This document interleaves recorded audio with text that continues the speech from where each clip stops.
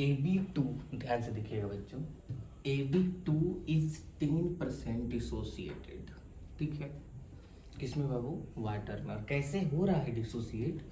A+2 और B- में, ठीक है। तो एक AB2 है जो पानी में, जैसे उसको मतलब मैं डाल रहा हूँ तो वो डिसोसिएट हो रहा है A+2 और B- में।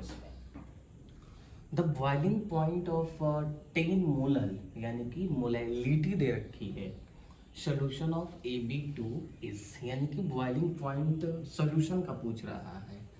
इसका मतलब TB की वैल्यू पूछ रही है और आपको पानी का KB और पानी का बॉइलिंग पॉइंट दे रखा है।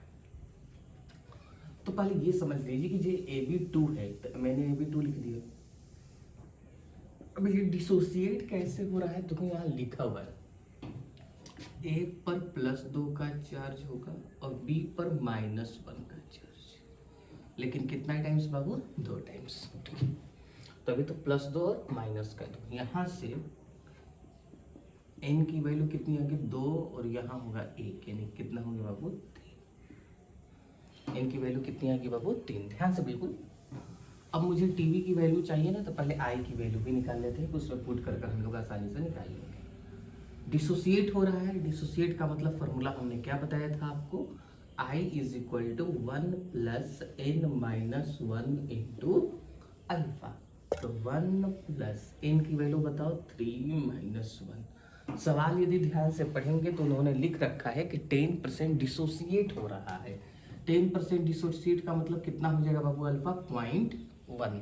समझ जाएंगे ना कैसे हुआ? 10/100।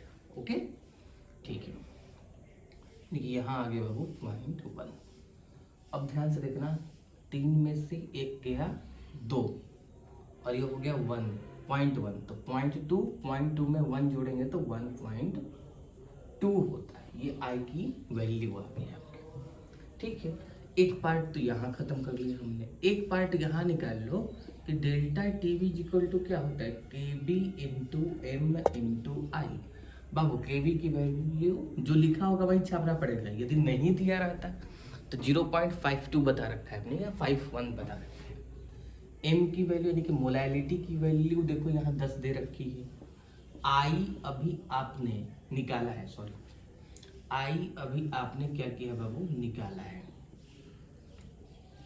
तो क्या हुआ? तो 12 कह लो, इधर कह लो 5 कह लो, तो 12 25 60, 600, 1 0 से 0 कट ही जाएगा, यानी कि ये हो गया 6 डिग्री सेल्सियस होगा डेल्टा TB की वैल्यू। लेकिन डेल्टा TB मतलब क्या होता है? Elevation in boiling point. लेकिन आपसे एलिवेशन नहीं पूछ रहा है, क्या पूछ रहा है बाबू? बॉइलिंग पॉइंट सोल्यूशन का पूछ रहा है।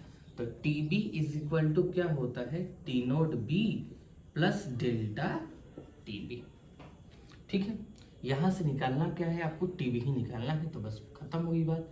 पानी का बॉइलिंग पॉइंट कितना दे रखा है? 100, और डेल्टा TB अभी आपकी कितनी आई? 6, यानी कि कितना आंसर होगा? 106 डिग्री सेल्सियस इस सॉल्यूशन का बॉइलिंग पॉइंट होगा।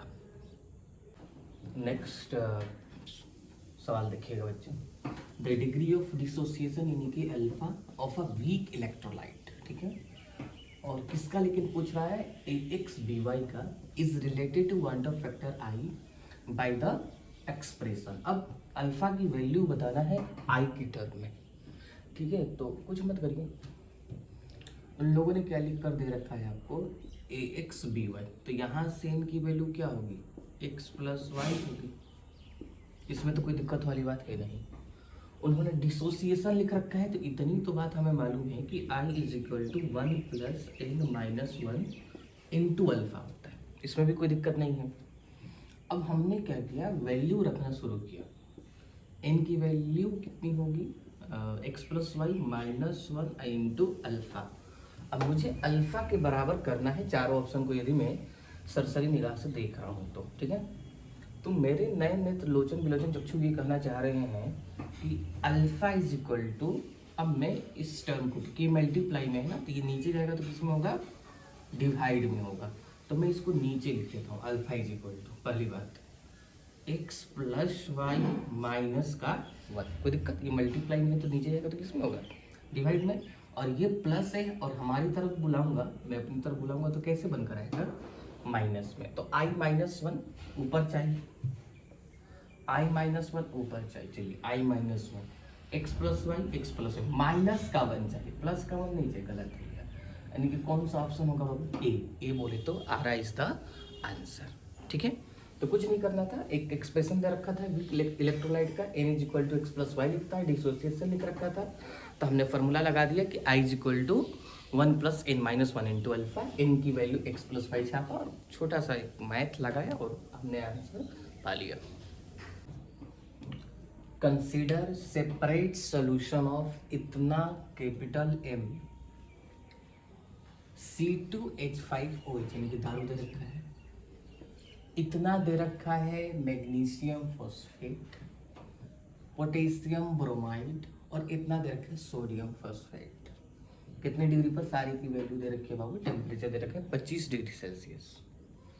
विच स्टेटमेंट इज ट्रू, तो पहले ये ध्यान रखिएगा अबाउट दिस सॉल्यूशन। ठीक है, और क्या दे रखा है, एज्यूमिंग जो है ऑल सॉल्ट्स जो स्ट्रॉन्ग इलेक्ट्रोलाइट है, सॉल्ट्स, तो सॉल्ट्स में ये तो नहीं आएगा, यानी कि ये और ये सारे सॉल्ट्स में आएंगे और इथेनॉल है वो तो दारू है भाई, फेवरेट।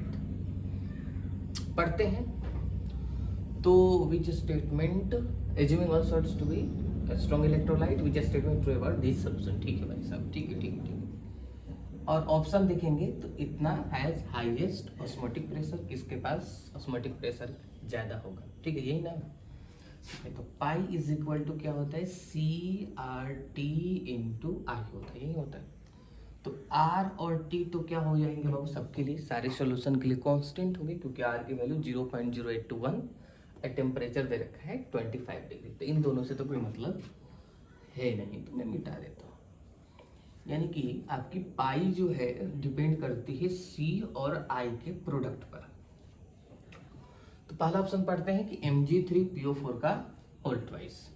कंसंट्रेशन बोले तो यहाँ क्या होता है, मोलैरिटी कैपिटल है, यानी कि 0.1 इंटू आई की वैल्यू कितनी हो जाएगी, 3 और 2 5 हो जाएगी, समझ गए क्या, यानी कि इसकी वैल्यू कितनी आएगी, 0.5 आएगी। कौन सा ऑप्शन मैंने बनाया, ए ऑप्शन।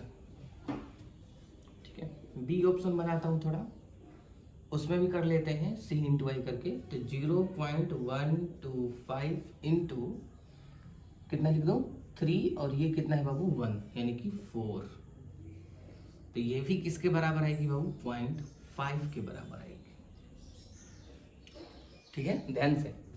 और ये देखिए सी ऑप्शन है 0.5 इंटू, अब दारू है ना, यानी कि इथेनॉल है, सारे सॉल्ट्स को बोला है कि वो स्ट्रॉन्ग इलेक्ट्रोलाइट है, डिसोसिएट होगा, इथेनॉल तो डिसोसिएट होगा नहीं, यानी कितने बार में 1.5, यानी कि सबकी यदि बात करें, चाहे वो इथेनॉल की, चाहे सोडियम फॉस्फेट की या मैग्नीशियम की, तो सबकी वैल्यू जो है ऑस्मोटिक प्रेशर की 0.5 आ रही है। इसका मतलब कि they have the same osmotic pressure, यानी कि डी, यानी कि दरभंगा इज द आंसर।